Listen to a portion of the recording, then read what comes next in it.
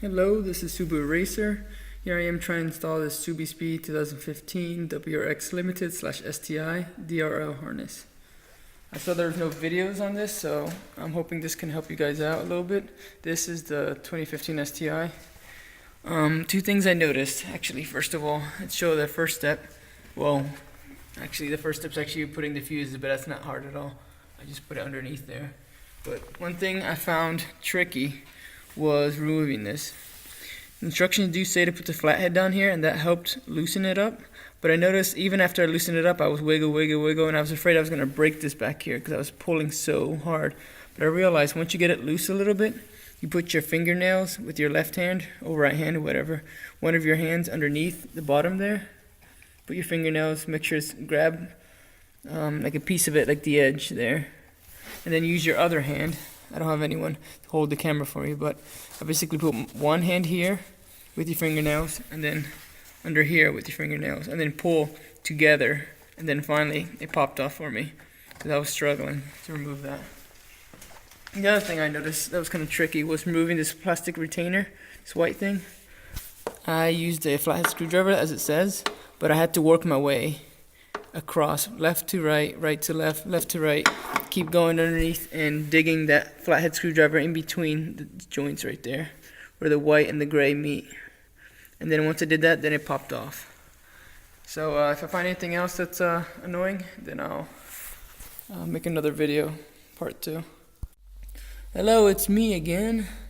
I knew there was going to be part 2. I just felt like it because the instructions say to pull this pin out, the top left, and put pressure on the wire. And I'm like, put pressure on the wire, what does that mean? Pull it? So I kept pulling it, it was not budging. I mean, right now it's budged because I figured out a trick that I'm about to show you, but it's usually flat against the gray thing, kind of like all the other ones. But yeah, this is really tough. I had to inspect how this is connected in there, like how it's been held.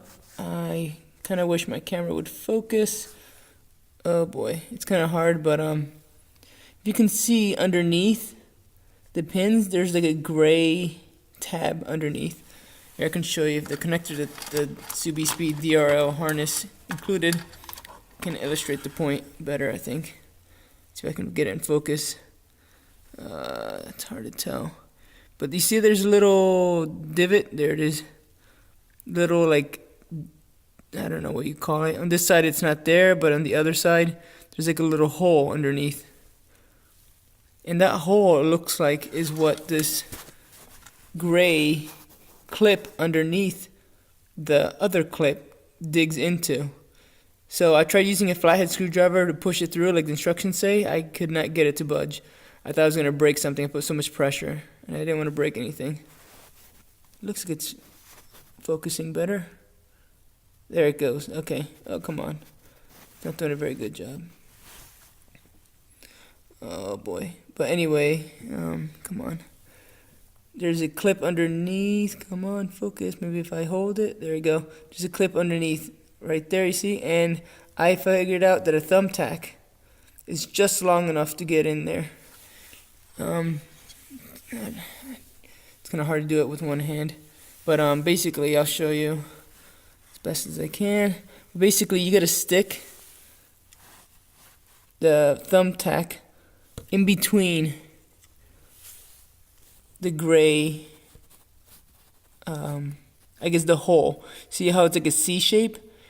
The opening of the C, you stick the thumbtack in there, in between the C opening down to the gray clip underneath there to separate the clip that's holding the other clip. I don't know what they're called, but basically, let me get it in there and show you how it looks like.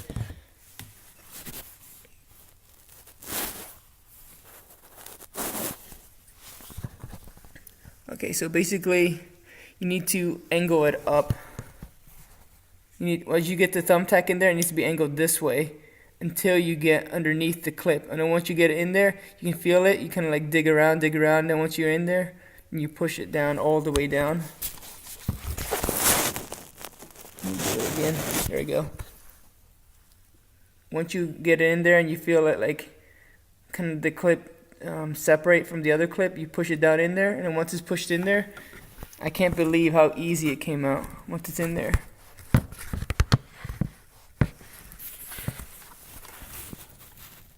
Look at that, oh my gosh, so easy. Oh, I almost dropped the thumbtack. Put that there. But yeah, once you get the thumbtack in there, it comes out so easily. It's long though, but yeah, there you go. And you can see, let me see if I can, there's the other side. You can see that there's a hole underneath. That's where that gray thing was clipping into, and that's why it was such a pain to remove. The top, it's not there. I wish this camera would focus better. But yeah, the bottom has a hole, and that's what that gray thing was clipping on. That's why it was not coming out. Yeah, I kind of wish instructions mentioned that clip, but hopefully this will help somebody out there using either a thumbtack. I'm assuming a T-pin would work, or a very, very thin pointy stick, because I noticed like even my flathead screwdrivers wasn't fitting. So anyway, that's that. And actually, before I even do the next step, I'm pretty sure, even though the instructions say to put the plastic retainer back in, and then put this back in there, and then put the pin in, then put this in, they must have had another version or something, like an older version that didn't have this clip, because this clip looks exactly, well not exactly, but very, very close to what was in there before. So I'm assuming, I'm just going to go reverse. Basically put this in now, then put the plastic retainer, and then put this in here. But the instructions say to not put this pin in until after you put the plastic retainer, the white plastic retainer, that thing right there, and then put this in. So that's kind of interesting. I don't know why the instructions say that. I'm assuming they had some other design that didn't have that clip, because they were saying instructions later on to use electrical tape to hold it in so it doesn't fall out. Well, it doesn't. They say it doesn't black out. I think there's a typo, but it doesn't back out. But I think that's what they mean. But I'm assuming with this new design maybe that they upgraded, it looks like I'm just gonna do it the same way the OEM is, because it was really in there, really tight. So I have no fear that it's gonna pop out, and I probably don't even have to use electrical tape to keep it in there. I'll just do use the clip as it's designed to hold it in. So it's another tip. Hopefully this helps somebody out there, because my goodness, I think I spent like half an hour figuring that out. Okay, that didn't quite work out as planned, where I was trying to put this in earlier than what the instructions say.